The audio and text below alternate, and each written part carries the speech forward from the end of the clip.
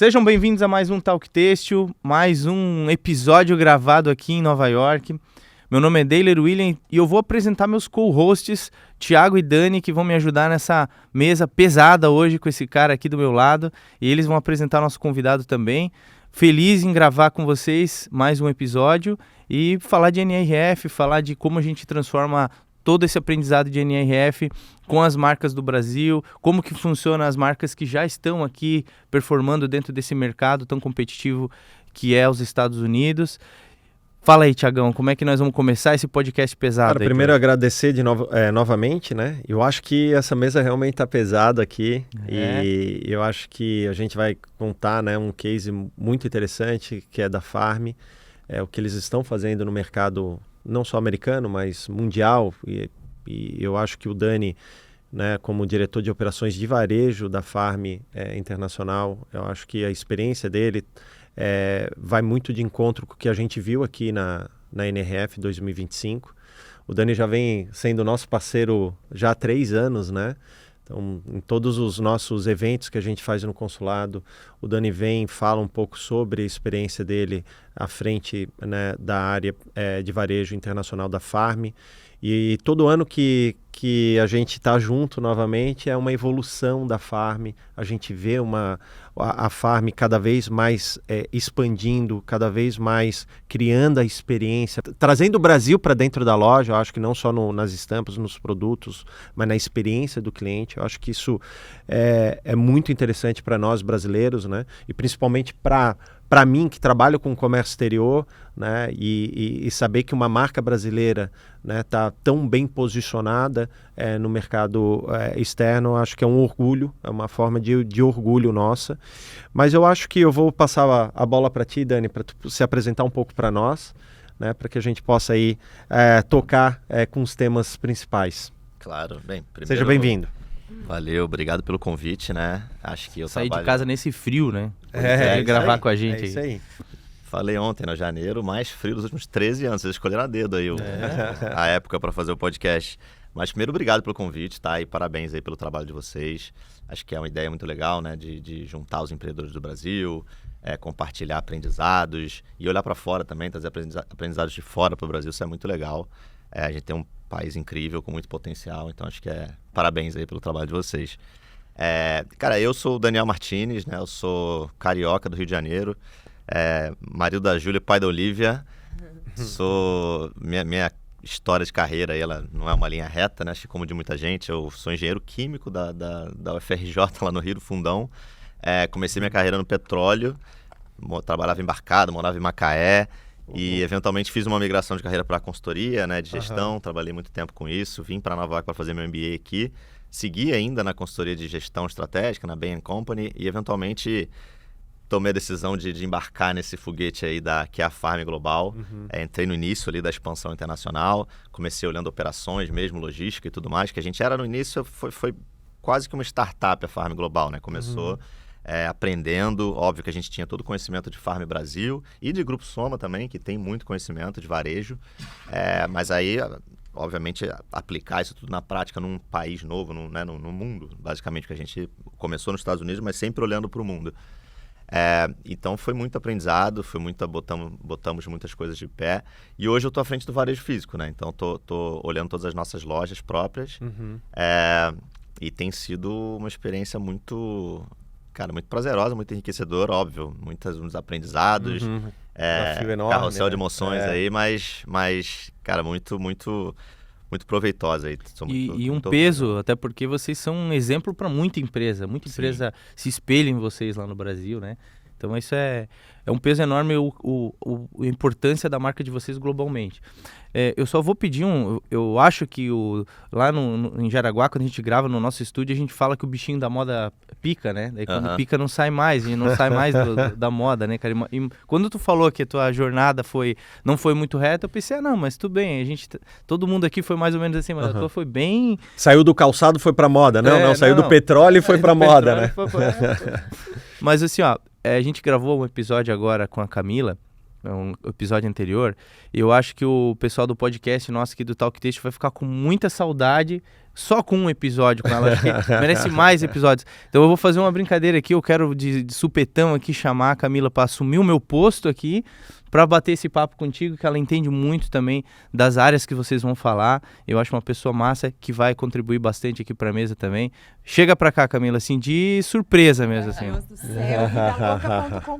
Vidalouca.com. Obrigada, que honra. Vamos lá. Foi um Vai prazer. lá, galera. Agora ficou pesada a mesa. Gente, vocês Mais do que já tava, não? Pesada é mais bonita. O Instagram travou, foi o peso dessa mesa. Que prazer estar aqui, gente. Vamos fazer um bate-papo internacionalizador. Recebi essa missão de estar aqui. Tava ali nos bastidores ouvindo. Dele sempre com energia caótica lá no alto. Tô aqui sentada. Queria tanto te ouvir, Dani, falar um pouquinho a respeito dos aprendizados que você tem como executivo e como um líder à frente de uma marca que está se globalizando.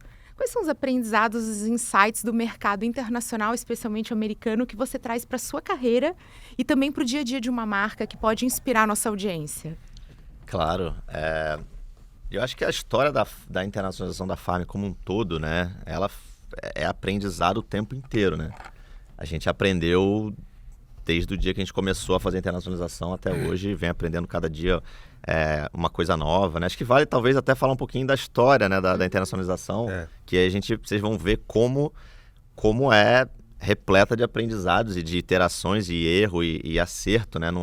Também não é uma linha reta, assim como minha carreira. Que é o que as pessoas pensam, né? Porque é uma grande marca, que eu sou, inclusive, muito fã. E aí eles acham que é muito fácil, que vem, investe, não é, né? Então não é legal contar a jornada. longe disso, eu acho que é isso, né? Quando a gente vê um engenheiro de obra pronta, né? A gente vê um sucesso daqueles, a gente pensa às vezes, nossa, eles estavam no Brasil, internacionalizaram a marca, grande sucesso, que maravilha, vou fazer igual. Cara, não é assim, não foi assim. Acho que, bem, a Farm vem lá da Feira Hype em 97 no Rio, cresceu, virou um sucesso nacional, mas a ideia, né, de fazer uma expansão internacional, acho que foi uma construção, tanto de realmente executar, quanto também como executar isso tudo, né? Acho que começou lá com a abordagem da Adidas, com a Farm, em 2014, para fazer essa collab, que é um sucesso até hoje. A gente está comemorando 10 anos da collab. E acho que foi o primeiro né, acendeu a luzinha ali. Cara, talvez tenha um mercado para a Farm fora do Brasil. E na sequência, a gente tentou, né, vender o produto que a gente tinha no Brasil na Coulter de Nova York, que é uma feira de atacado, né, muito grande. E só que sem adaptar nada, sem localizar, pega o produto que tem e leva. E obviamente não foi o sucesso que a gente esperava. O produto não estava pronto, não estava adaptado para aquele mercado. Porém, acho que nasceu uma coisa positiva disso tudo, que foi a parceria com a Anthropologie. E aí essa Anthropologie olhou o produto e falou, cara, gostei da estampa, gostei do que eu vi, mas ainda falta um pouco. Vamos fazer o seguinte, vamos fazer uma parceria de estampa, você faz a estampa, eu faço o produto e vendo. E assim nasceu nosso primeiro licenciamento, vamos dizer, internacional, né, de estampa para Anthropologie. Começamos a vender, foi um grande sucesso. Eu lembro até nisso, acho que até já morando aqui em Nova York, de ler uma matéria sobre essa parceria, falando que um dos vestidos da parceria Farm for Anthro, né, que a gente chama, foi o dos vestidos mais vendidos da Anthropologie naquele ano. Então, assim, grande sucesso. Acho que aí foi mais um indicador de que, cara, se a gente fizer direito, e acho que direito é modo de dizer, né, porque não tem um caminho certo, mas se a gente realmente fizer de uma maneira melhor, dedicar, né, estudar o mercado, mas pode ser que tenha alguma coisa aí. E vocês falaram, né, que ser uma marca que está fazendo essa expansão é um peso, uma responsabilidade, e porque não tinham muitos bons exemplos, pelo menos comparáveis à Farm na época, que indicasse algum caminho pra gente. A gente tem exemplos que não deram tão certo, né? O que pelo menos ainda não deram certo. E então isso acabava sendo um motivo para não fazer, né? Pô, por que vocês vão dar certo, né? O que vocês têm de diferente? De onde está vindo? Então acho que sempre foi talvez um motivo, né, de receio ali. Mas em 2018 rolou esse estudo, esse planejamento para de fato fazer a expansão internacional bem feita dessa vez. E em 2019 é quando a gente começa a operação, né? E quais acho que muitos, pensando já no produto ali, muitas coisas que a gente teve que pensar, teve que aprender, teve que evoluir, né? Para começar, acho que o mais óbvio é o produto, né? A gente tá falando de hemisférios diferentes, né? A gente tem um verão no Brasil enquanto aqui está o inverno e vice-versa. Então não dá para...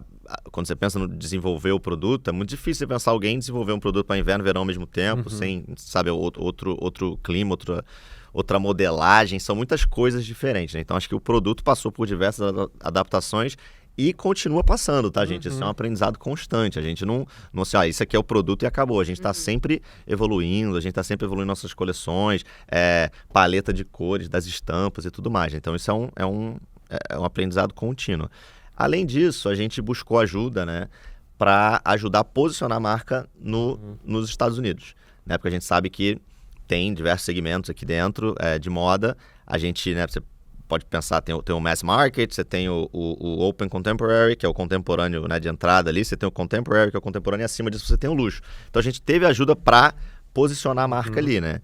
E a gente decidiu entrar como Open Contemporary, né, que é uma faixa de preço um pouco acima do mass market ali, mas não tão caro quanto um Contemporary. E isso foi, acho que foi um acerto grande nosso, porque acho que foi até, para quem foi na NRF, acho que a mulher a CEO, né, da Render Runway, ela comentou que a gente acertou muito no preço, né? Ela falou muito sobre a Farm, que foi muito legal de ver, né? Mas vendo que foi um trabalho que a gente fez, foi definimos a estratégia ali, e ver que tem alguém que não tem nenhum incentivo necessariamente para estar elogiando a gente, falando, corroborando o trabalho que a gente fez e reconhecendo o trabalho que a gente fez, foi muito legal de ver. Mas a gente pensou na nossa proposta de valor para o cliente, né? Porque os Estados Unidos ele é um mercado muito competitivo. Sim. É um mercado gigante, tem muito potencial, tem. Mas por isso também tem muitos players, né? Você tem muita gente jogando aqui. A concorrência é muito grande aqui, né? É muito grande. Então você tem que pensar bem o que você traz, né, pro seu cliente americano, qual que é o seu diferencial. E a gente trouxe essa proposta única de valor da Farm, que é um produto, né, que tem um artesanal, que ele é muito autêntico, que ele é único de certa forma. As pessoas veem alguém usando Farm na rua e já... Na hora cara, muito Farm, icônico. Muito icônico.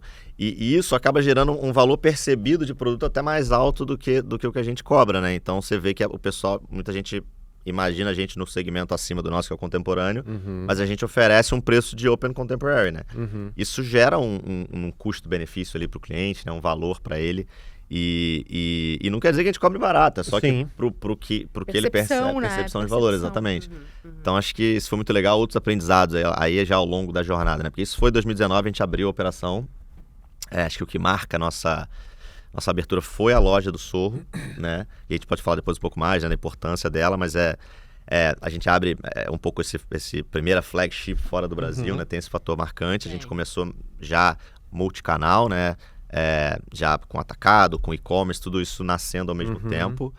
E aí, eventualmente, né, veio a pandemia, acho que acabou tirando, óbvio, né, tudo de ruim que aconteceu durante o tempo. Acho que ajudou a gente a acelerar nosso e-commerce. Eventualmente, a gente entrou na Europa, fez uma expansão para a Europa. Estamos acelerando nossa expansão física também. E aí tem sido esse sucesso internacional que a gente vem falando aí, né? E vocês seguem vendendo na Anthropologie, até para quem não sabe, é uma multimarcas femininas aqui, né? Que tá nos Estados Unidos. Gigante. Sim, a gente segue com as... Aliás, é engraçado que a Anthropologie a gente tem hoje. Na época só tinha o Farm for Anthro, que é o licenciamento de estampa. Esse modelo continua acontecendo. Mas eles também compram a nossa coleção e revendem no modelo normal de atacado. Isso mostra já o caminho da assertividade também do desenvolvimento de produto, né? Sim. Muito legal. E como é que integra tudo isso? Porque a gente tem, então, a multimarca, tem a loja própria, tem o que está sendo desenvolvido para o Brasil. Eu adoraria te ouvir falar sobre o branding. A gente escutou muito isso aqui, né? O quanto a força da marca é essencial para um varejo saudável, com boas margens. Como é que integra e como é que trabalha esse branding num lugar onde a Farm não é tão consolidada ainda? Perfeito, Camila. Eu vou pegar o gancho, porque quando você estava falando da proposta de valor ser um pouquinho diferente aqui para os Estados Unidos, mas o DNA da marca, ele continua o mesmo, né? Com adaptações sutis. A gente, ainda mesmo nos Estados Unidos, a gente reconhece quando é Farm, né?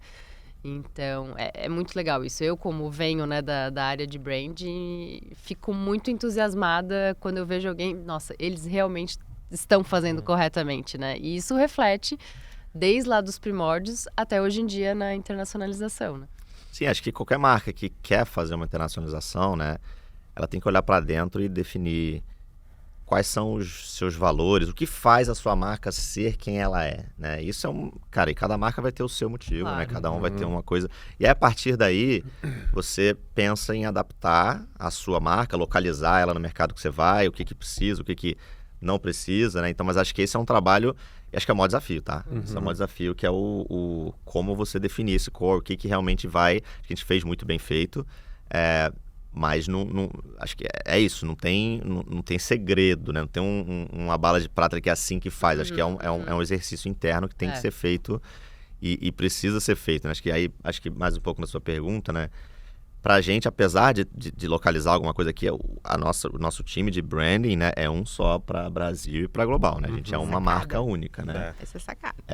Então, assim, isso é verdade. Até acho que outra coisa que pra gente é única é onde as estampas nascem, né? Elas nascem lá na fábrica do Rio de Janeiro, no nosso estilo arte, nossa diretoria. Então, assim, as raízes Brasil e Rio, ainda que não necessariamente a gente seja só isso, ou precise disso para ser quem a gente é, mas assim, é dali que vem a nossa inspiração, né? Isso continua lá e acho que bom, né? Que acho que é um dos motivos que a gente consegue manter essas raízes aí e essa autenticidade. Mas eu acho que isso é legal, sabe? Eu já na parte de internacionalização, né?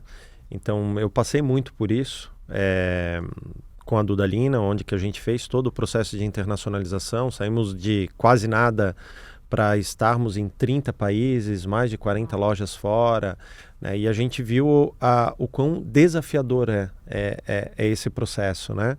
Mesmo que a empresa queira estar lá no planejamento estratégico, estar lá com o investimento alocado, mas tu começar a entender os mercados onde que a gente vai, né? Entender a questão de tendências de consumidor, enfim, é um desafio muito grande, né? E aí, além disso, levar essa brasilidade, né? Levar a essência da marca. Como que eu vou levar a mesma essência que eu tenho aqui no Brasil para lá fora? Como é que eu vou passar esse storytelling?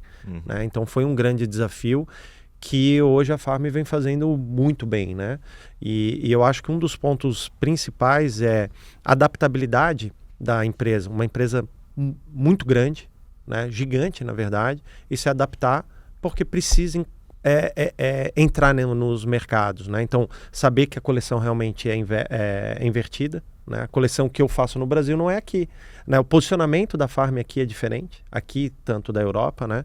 No Brasil hoje tu tem um posicionamento mais massivo, de um preço um pouco mais baixo, aqui tanto nos Estados Unidos e na Europa um pouquinho mais de posicionamento de preço mais elevado, posicionamento até mesmo da loja, né? Um pouco mais elevado. Então acho que essa adaptabilidade sem perder a essência da marca é fundamental, assim. Eu acho que isso é um grande desafio, que eu sei que é um grande desafio, mas eu acho que é um dos pontos principais aí de estar conseguindo ter essa aderência, né, e essa expansão como vocês estão fazendo. Eu acho muito interessante.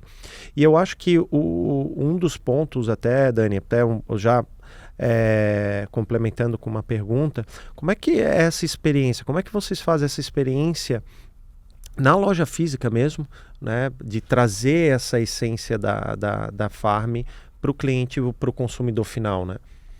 Claro, acho que só um comentário antes de responder essa pergunta que você falou da adaptação. Então, acho que uma coisa que foi muito importante pra gente foi ter um time, pelo menos no início eu digo, tá? Ter um time, obviamente, talentoso e dedicado para crescer essa expansão global, sabe? A gente tinha um time aqui nos Estados Unidos, e óbvio, a gente até um dos aprendizados é que a gente pode sim ter um back-office no Brasil e deve, eu diria, porque não tem por que não, né? Tem várias funções que você consegue deixar lá né, com mais eficiência de custo e tudo mais, isso deve ser feito.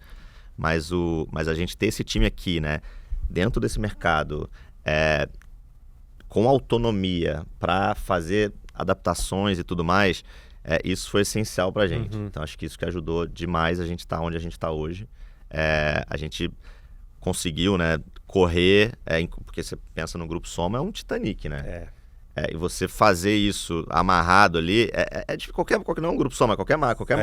Quando você pega um projeto novo dentro de uma empresa como aquela, é difícil você dar energia, dar atração para aquele projeto, né? Então acho que isso foi uma das coisas que a gente acertou, né, aqui nesse processo, nesse projeto da Global. Sobre a experiência em loja física, A experiência em loja física, assim, é muito importante pra gente, né? Eu acho que ela... Eu sempre digo que é onde o mundo mágico da farm se torna realidade, né? Porque, de fato, óbvio, a gente o mundo da farm é incrível, mas a gente precisa tangibilizar isso em algum lugar. É na loja que a gente tangibiliza, né? Inclusive, falei um pouco mais cedo sobre a loja do Sorro, da importância que ela teve pra gente, né? Nesse início de operação. Cara, a gente era uma marca brasileira de super sucesso, mas que ninguém, tirando brasileiros, conheciam fora do Brasil. Ou alguém que foi pro Rio e conhece, sabe? Mas era muito pontual. E aí você chegar nos Estados Unidos, né? No mercado desse tamanho, e querer vender para grandes lojas de departamento, para buyers que nunca ouviram falar, sabe? E não é nem só isso, não tem nem referências de outras marcas brasileiras para falar, tá, talvez seja assim. Porque quando você pensa, sei lá, numa marca francesa, você tem 1 milhão de referências. Já tem um selo ali de qualidade, uma marca francesa de moda, né? E não que a gente não tenha, mas para o mercado internacional a gente acho que está construindo ainda. Claro. E então, assim, a loja foi super importante nesse lugar de apresentar a marca. Então é isso, às vezes a base chegava, é uma marca brasileira que vende roupa colorida, tá legal, o que isso me diz? Aí vai na loja, não, peraí. Esses caras sabem o que eles estão fazendo, entendeu? Não é só uma marquinha, não é um bando de sei lá, aventureiro do Brasil que veio aqui para ganhar o mercado americano. Não, eles entendem, né? E então a loja do Sorro, ela foi um statement, né? E a gente escolheu, já volto para a experiência, mas a gente escolheu a começar pelo mercado de Nova York justamente para se posicionar como uma marca global e não como uma marca nichada que vai mirar só em brasileiros fora do Brasil, que não tem nada errado com isso também, mas não era o nosso objetivo, né? Então foi parte da estratégia, foi isso. E a experiência, cara, a gente já isso desde o Brasil, né? Nossa experiência passa muito pela arquitetura da loja, que inclusive é outra coisa que acho que é um aprendizado pra gente também constante, né? A arquitetura, a gente começou com essa loja do Sorro, que eu acho ela linda, tá? Ela foi muito importante, acho que ela precisava ser aquilo que ela é naquele momento, mas ela ainda ela é um pouquinho icônica, né? Sim. Ela ainda grita muito Brasil ali. E eu acho que a gente já tá no momento de marca, por exemplo, que a gente já não precisa mais disso. Entendeu? A galera já conhece a Farm Rio. E a gente já tá indo para um posicionamento realmente de uma marca global contemporânea. A gente, acho que legal isso. Entendeu?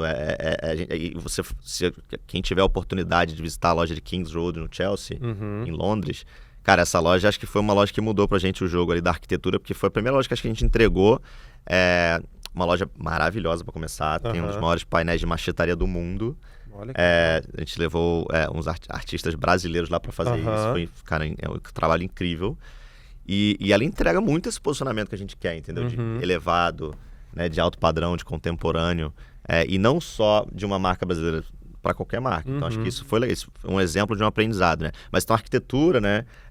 A gente pensa muito ali na jornada do cliente dentro da loja, né? Porque pensa alguém que não conhece a Farm, ou tá entrando naquela loja pela primeira vez, tem aquele momento, né? Da pessoa... O que é isso, sabe? O que está acontecendo aqui? Fui teletransportado de Nova York para um mundo mágico.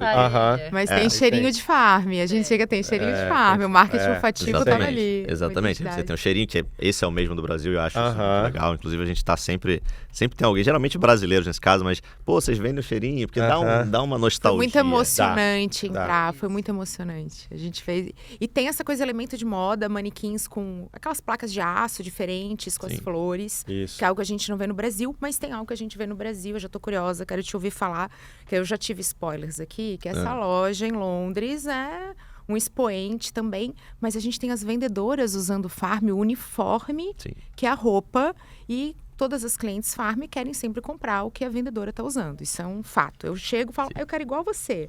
Isso é uma coisa que a gente vê eu acho que, não sei, acho que não é surpresa para ninguém do varejo, né? Mas pra gente aqui é claro que as peças que as vendedoras usam vendem muito melhor. Cara, incrível. Porque eu acho que também tem o fator quando a pessoa usa, né? Você vê no cabide, você vê na pessoa vestindo, faz a diferença, né? A gente tem o nosso time que, cara, a gente sempre, né, busca pessoas até que entendem de moda, né? Que tem a gente tem muitos bons exemplos aí. Então acaba que é uma pessoa que sabe vestir também a roupa da Farm, né? E faz uma diferença ali pro cliente que entra, vê, entende, né? Legal, é isso aí. Vamos falar um pouco disso, gente. Acho que é importante para a experiência de varejo, é quem está ali fazendo. A gente já viu que inteligência artificial é back-office, está por trás, está nos bastidores, trazendo produtividade, ganhos de escala e de inteligência. Mas na frente, quem vai vender é ser humano. Então, como é que é isso? Como é que é recrutar certo aqui, que é diferente de recrutar certo no Brasil? Porque é uma porta-voz e é uma ferramenta de venda real. Então, vendedor usando... melhora as vendas, como é que é recrutar aqui? É igual, é diferente? O que vocês aprenderam com o mercado americano e levaram para o Brasil? Abre o coração. Cara, o mercado é muito diferente, né? Você tem... Primeiro que aqui, eu acho que Estados Unidos versus Brasil em geral, você, no final das contas, paga melhor, né? O varejo, então... acho que tem muita gente, né, que faz uma faculdade, trabalha no varejo, tem esse fator, né? Mas aqui, acho que principalmente no início, né? Que a gente tá posicionando a marca e tudo mais, isso sempre foi muito importante pra gente. Então, hoje, a gente evoluiu, né? A gente já pensa muito a gente tem as personas da marca, sabe? Que orientam a gente a... Ferramenta de marketing, Sim, gente. sim. Show! A gente tem isso, aliás, acho que tem até não sei se eu posso falar, mas tem no Instagram, tem o Instagram das pessoas, tem coisas aí interessantes que... Pode falar que a gente trabalha com vida real e isso é uma inspiração para os nossos Sim. empresários, estão ouvindo isso e vendo, sim, gente, persona não é só bonito para botar na gaveta, tá Sim. aqui, é uma ferramenta de recrutamento, Não, seleção. personas acho sensacional. Você tem vários tipos de personas, mas no caso a gente pensa nas personas que inspiram a marca e a gente usa muito isso até para fazer o casting da loja, vamos dizer assim. Ótimo casting, adorei o termo, vou usar. E, Para as nossas estrelas brilharem. e a gente procura muito gente porque assim, a Farm, né, hoje, ela não é sobre beleza de aparência, né? Ela é... Uma atitude. É uma atitude. Então a gente procura sempre pessoas que tenham essa atitude, essa cultura alinhada com a marca, né? Isso passa por... Óbvio, a gente tem entrevista e tudo mais. Óbvio que a gente também quer pessoas que sejam boas de varejo, mas a gente... É essencial a pessoa encontrar pessoas que vão conseguir entregar, óbvio, vendas com a nossa experiência, né? Então acho que a mágica acontece quando você junta a parte comercial com a experiência de loja, né? Esse que é o desafio e o nosso objetivo, né? É muito legal. E aí eu queria muito também te ouvir aqui, todos nós, nessa conversa tão importante. A gente está iniciando o ano, 2025 acabou de começar. Como é que vocês estão projetando? Quais são os direcionais para 2025? Sabe aquela coisa de falar, essa aqui é minha estrela guia? Cara, acho que pensando em futuro, né? Não só em 25, né? Boa. Porque no curto prazo a gente acaba, né, evoluindo o que a gente vem fazendo, né? Mas acho que olhando para frente, o que a gente vê de avenida de crescimento, oportunidade para a Farm no mundo? Acho que primeiro é em produto, né? Quando a gente pensa em novas categorias de produto, acho que tem coisa aí, tem muito potencial. A gente pensa nos nossos, não vou nem falar concorrentes, né, mas nossos peers ali de contemporâneo. A gente vê que você tem muita marca que tem uma representação das vendas ali em acessórios e calçados, né, de mais ou menos 20% a 30% das vendas. Hoje a gente está longe disso. Então acho que isso claramente é uma oportunidade para a gente, que a gente vem investindo e vai desenvolver. E agora com a fusão, né, com a Arezzo, o Grupo Asas, a gente tem agora essa expertise, né, de calçados dentro do grupo que ajuda muito, né? A entregar um produto melhor. A gente, óbvio, vai sempre ter aquele design inovador e criativo, a alma da Farm, mas agora a gente também vai ter uma entrega com a técnica certa ali, uma modelagem boa e tudo mais. Então acho que isso tem muito potencial. A gente viu um case de sucesso já na reserva Gol, né? Foi muito bem sucedida quando eles começaram a trabalhar junto com a Arezzo nos calçados. Acho que a gente espera algo parecido também nesse caminho. Acessórios e bolsas a mesma coisa, né? Acho que são oportunidades de uma cliente em loja complementar, né, o look dela quando fecha a compra. A gente espera um aumento ali de PA, que falando aqui, Isso, a gente usa isso o UPT, peças para atendimento. A gente tem essa expectativa. Acho que tem oportunidade também para a gente, talvez em ocasiões de uso, né? Que hoje a gente está um pouco mais dentro do occasional dressing ali. A gente pode pensar eventualmente em mais ocasiões. E eu acho que tem muita oportunidade em licenciamento, né, de produtos, que a gente ainda também não faz, tirando essa Farm for Entro, mas empacotar isso, sei lá, a gente fez a parceria com a Starbucks, garrafinha, tem muita oportunidade aí. Acho que esse é mais uma ideia e menos um direcional, tá? Acho que a gente está começando a olhar. Aí quando a gente olha em novos mercados, eu acho que a gente já tá com essa expansão, né, iniciada em franquias, né? A gente fez... a gente tem 3 países hoje com franquia, né? A gente tem lá o GCC Country lá por Dubai, que a gente está com uma parceria com um operador local, que chama Chalhoub. Então, acho que está no início, mas muito promissora. A gente está na Grécia também com outro parceiro e a gente fez o nosso primeiro teste, MVP foi na Turquia, né? Então, assim, esses 3 em Bodrum, na Turquia, uma loja de balneário, muito legal também. Então, é um modelo que a gente testou, tá fazendo o rollout, né?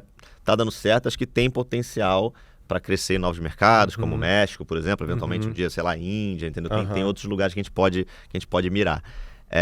Até a própria China, né? A Ásia ali, né? Então, cara, tu vê muito potencial ali, como é que vocês... A Ásia eu acho que é um mercado, obviamente, com potencial gigante.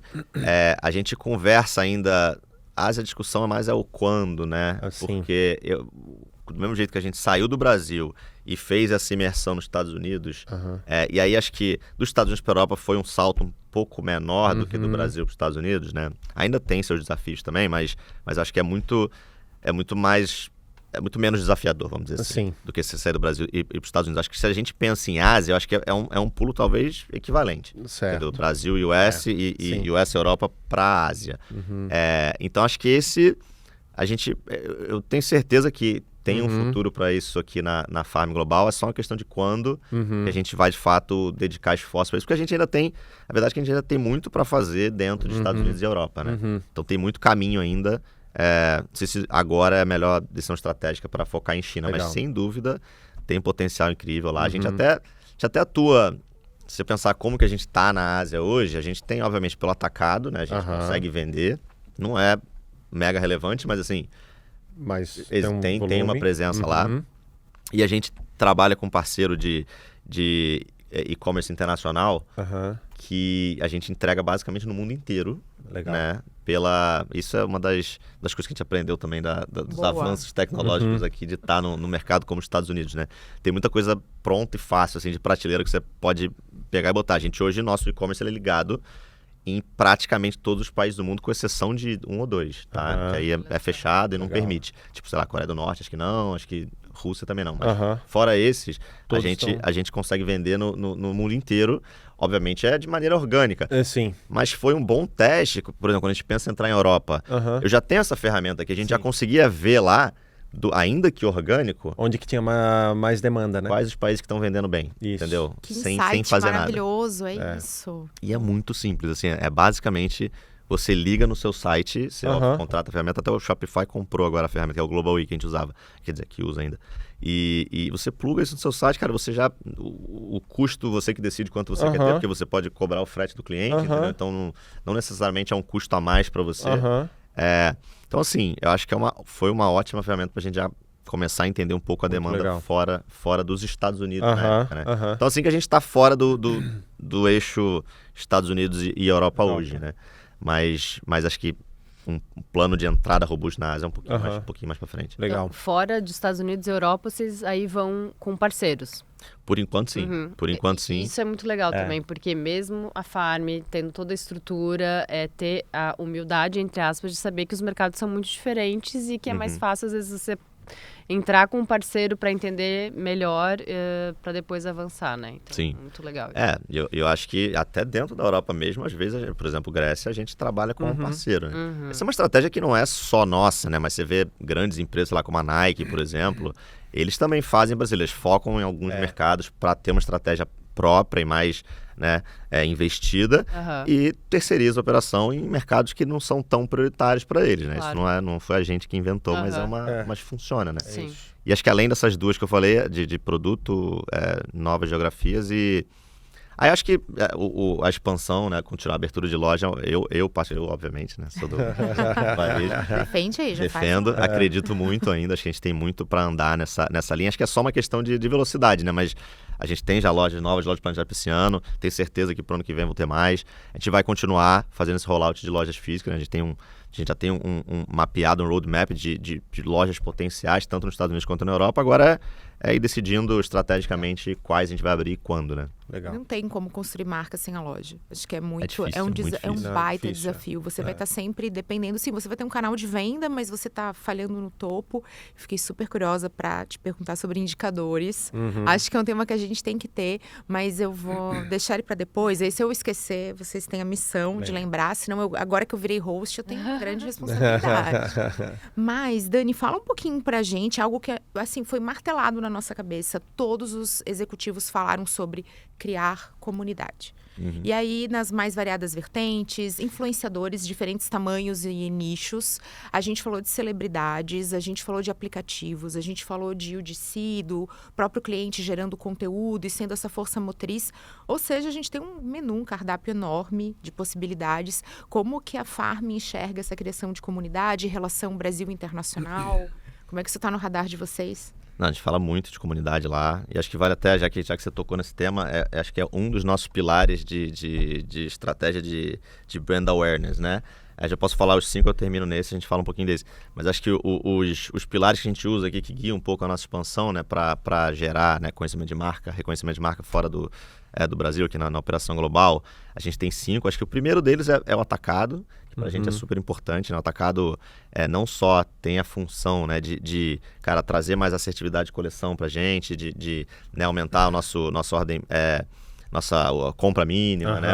Você resumindo, isso te ajuda muito, porque é uma compra que você produz já tendo vendido aquele produto, né? Então isso é sensacional, mas ele traz um alcance de cliente pra gente que a gente não tem, né? Então é uma frase que eu gosto, é que a diferença de você, né, trabalhar com atacado não é a diferença de você chegar numa festa sem conhecer ninguém ou tá com alguém que conhece todo mundo e tá te apresentando. Então, o atacado acaba que apresenta a Farm para os seus clientes. Então, o que a gente faz é a seleção dos tanto as grandes lojas de departamento, quanto até multimarcas que a gente tem interesse, que a gente quer estar, quer fazer parceria, e aí eles mostram a gente para essa gama, esse número gigante de clientes que eles têm, ele já tem uma relação com esse cliente, né? Então a gente já sai muito na frente. Então o atacado é sensacional, fora que a gente consegue fazer diversas ações dentro do atacado, como pop-ups e tudo mais, que também ajudam a posicionar a marca.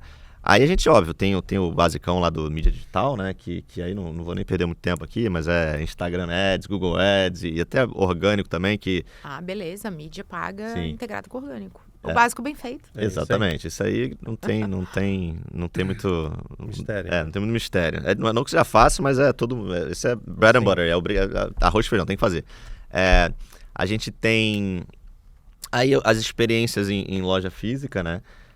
Não em loja física, só em real life que a gente fala, mas passa por loja física, que acho que aí eu já falei bastante da loja do Sorro, mas é isso, né? É trazer o mundo mágico da Farm né, fazer ele acontecer na vida real. Então ele tem essa importância e passa também por outros eventos. A gente já fez carnaval de rua em Paris 2, aliás. Festas, né, em Londres, no Brooklyn, muita coisa ali. Estampar trem em Milão, estampar táxi em Londres. Então, assim, muita coisa legal que a gente faz também que ajuda a materializar a marca, né? As collabs, né? Que são um jeito bom também, tipo, similar ao atacado, de você atingir um público muito grande. Mas também são muito importantes para a gente testar alguns produtos novos, né? Tipo, a garrafinha da Starbucks lá que a gente fez, que é uma coisa que a gente não tinha aqui. Você tem a Cézanne foi muito legal quando a gente estava entrando na França, uma marca que é a queridinha das francesas, assim como a Farm é a queridinha dos brasileiros. Apresentando a gente para cliente francês, entendeu? Então foi um jeito de entrar no mercado, mas também teve um aprendizado de produto, né? Porque o produto deles não era necessariamente igual ao nosso. Então a gente também aprendeu muito com isso, né? E aí, por último, tem a parte que a gente chama de Earn Media, né?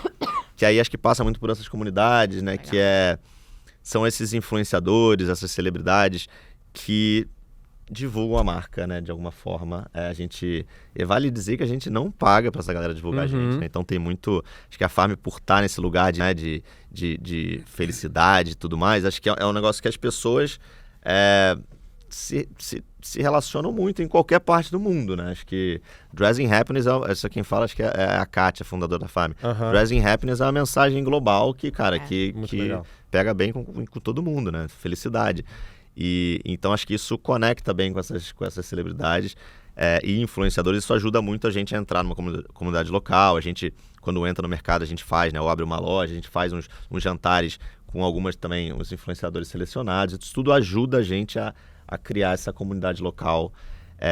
E aí fora do Earn Media também tem as agências de publicidade, mas que ajudam a gente com isso tudo, né? Eu acho que é legal, né? Isso, Dani, até para complementar a fala da Camila. Mas muito se falou na NRF também dessa nova geração. A geração Z, a geração Alpha, né? Vocês estão olhando para isso internamente? Porque, assim, é um público que, obviamente, não é para... né, que é um consumidor, talvez não... É uma pequena parcela do consumidor de vocês, mas que ele vai realmente ser um consumidor futuro, né, da Farm, né?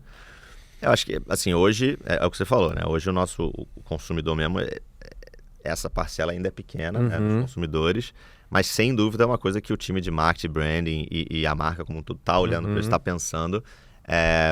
Isso, e até a gente ainda não falaram muito em TikTok, né, tudo mais, TikTok Shop.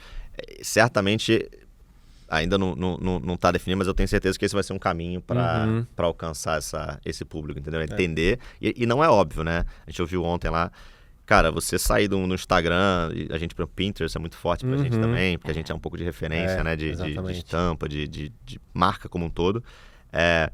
Você sair disso para um TikTok, o TikTok é um outro formato, cara, não é trivial, Então, isso tudo, obviamente, estamos trabalhando internamente para que era o fato, né? Que era outra pergunta, era do social seller, né?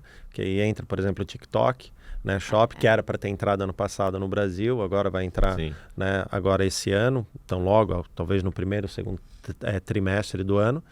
Mas é isso, acho que né, alguns temas bem tocados na NRF, né, como que as empresas estão se preparando para esse novo momento de consumidor, né, essa nova geração. Sim. Então, acho que e essa nova forma de vender, que é o Unify Commerce, né? Eu tenho várias pontas de contato com o meu cliente, mas eu tentar unificar isso para que ele tenha a mesma experiência de eu ir na loja do Sorro, mas ao mesmo tempo tenha a mesma experiência de ir no e-commerce e comprar Farm. Sabe? Então, acho que esse é um grande desafio, que eu vejo que, né, vocês estão fazendo isso, mas que as marcas, principalmente lá do Brasil, precisam entender também que é muito importante criar essa experiência em todos os pontos de contato com o cliente, sem criar muita fricção, né? O cliente...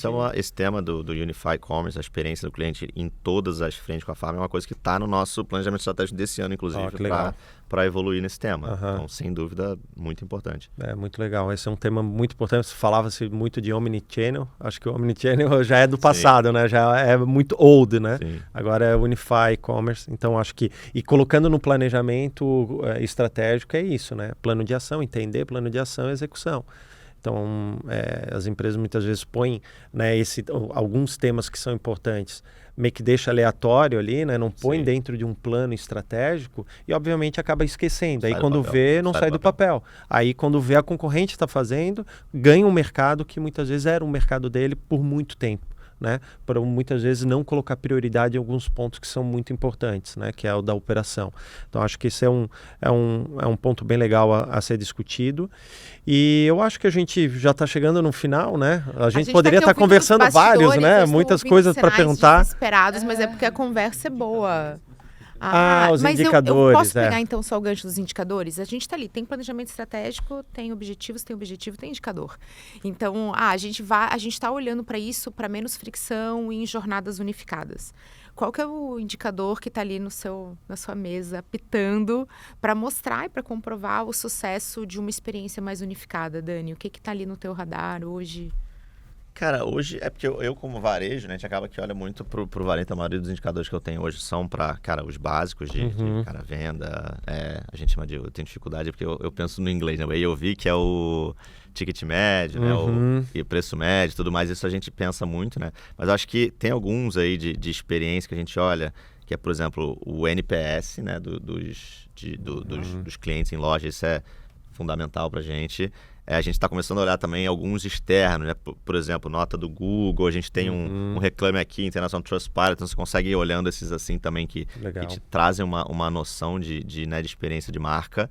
A gente olha também pro INPS, que é, cara, qual a experiência dos nossos funcionários, né? Excelente. Porque no final, se você tem um funcionário infeliz, dificilmente ele vai fazer um cliente feliz, né? Então você tem Muito que, bom. você tem que Muito cuidar bom. do seu time para ele cuidar do seu cliente, né? Uhum. Então isso é o que a gente olha bastante. E aí tem outros ali, né, que a gente mede um pouco inter-relação entre canais, né? Que você pega um cliente que compra em mais de um canal, isso é legal pra gente.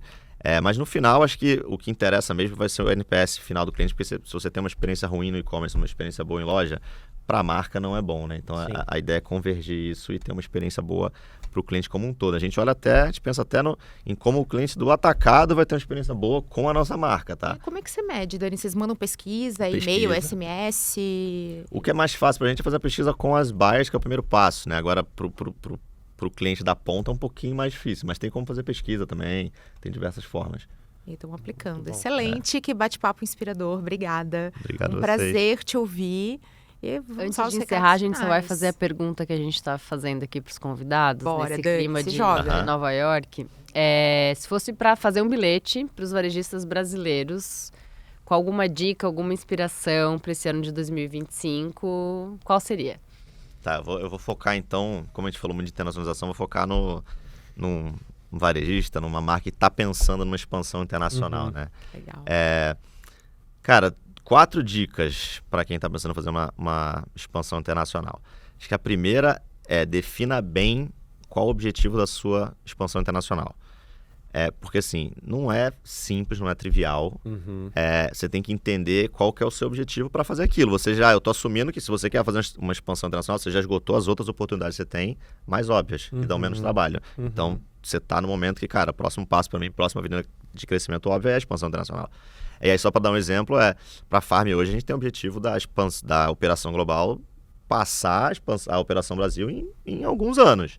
Cara, é um desafio. desafio, um objetivo legal, ambicioso. objetivo. Então, se é esse o seu objetivo, Uhum. cara, se estruture para tal, tá? Você contrate pessoas talentosas que vão levar esse sonho adiante. Agora, o contrário pode ser verdadeiro. Às vezes você só quer sei lá, vendendo atacado internacional, tem uma Sim. operaçãozinha simples e tal. Tá tudo bem também, cada um tem o seu objetivo. Mas aí você também não vai contratar um CEO mega parrudo, porque senão alguém vai estar frustrado. Então defina bem o seu objetivo, né? Esteja preparado para contratar recursos certos, para ter um plano de investimento adequado, porque não é barato necessariamente fazer uma expansão internacional.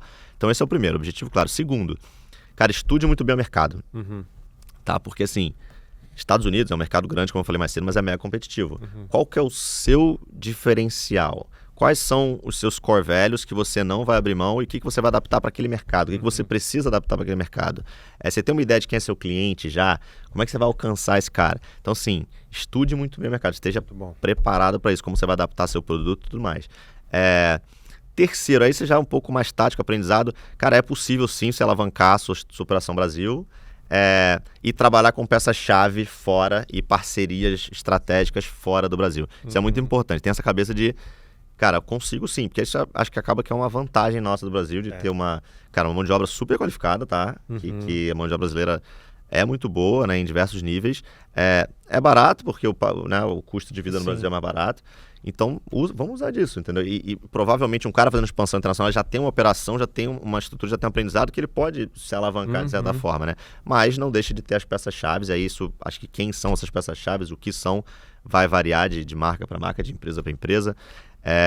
Mas é isso, você não precisa fazer tudo sozinho, você não precisa criar tudo do zero, você pode se alavancar na experiência, seja de uma consultoria, seja de um parceiro logístico, seja de muita coisa. Legal. E por último, seja paciente e resiliente, cara, porque a expansão muito bom. Leva tempo, né? A gente, olhando para a Farm, a gente só foi ter lucro no 3º ano de operação, tá? Então, assim, não é necessariamente uma coisa que você fala, vou abrir hoje, já vou ter lucro de cara. Exato. Então, tem que ter resiliência, tem que ter paciência, tem que ter aprendizado contínuo. Você não vai acertar a sua estratégia de cara, você vai ter que adaptar aqui ali. Então, paciência e resiliência é o último conselho para quem quer internacionalizar uma marca. Cara, Que Dani, aula. isso eu acho que valioso, hein? Isso daí é o que a gente vê, assim, diariamente com as empresas, né? O empresário, ele não quer investir, acha que o resultado vai aparecer do nada, Sim. né? Não quer se adaptar aos mercados, não quer entender o mercado e muitas vezes quer o resultado tipo, para ontem. Cara, e não é assim. Acho que para tudo hoje, né? Seja no Brasil, pô, eu vou abrir um e-commerce no Brasil. É óbvio que eu vou precisar investir, vou precisar estudar o mercado, eu tenho que buscar dados para, né? Eu tenho mais assertividade na minha operação. O internacional é a mesma coisa. Né? Ainda mais agora, com o dólar alto, né? A gente tendo estabilidade. O Brasil sempre teve, né? Estabilidade econômica, instabilidade. Então, assim, o empresário precisa entender que cada vez mais ele precisa olhar para fora. Acho que a internacionalização ela não é mais uma opção. Ela é uma necessidade, né? De toda empresa pensar, olhar para fora. Seja empresa de produto, indústria e tal, como serviço, mas também empresas que muitas vezes não têm um produto adequado ou que, né, para fora, mas ter o mindset global, ou seja, que é uma novo forma de internacionalização. Eu vi para uma NRF, por exemplo, ou para alguma outra feira, né, buscar o conhecimento, né, esses insights internacionais, olhar o que está acontecendo, quem tá fazendo. Se conectar, que o network é importante, e tropicalizar essa informação da maneira que ela pode para a operação. E aí tu começa a se diferenciar de todos os teus concorrentes e, obviamente, trazendo um resultado muito melhor do que estava fazendo antes. Então, acho que as empresas e empresários, executivos precisam entender que o mindset global para qualquer tipo de atuação é importante. Dani, eu agradeço muito, acho que foi uma aula. Nossa, né? Foi uma aula muito, aqui. foi uma aula real.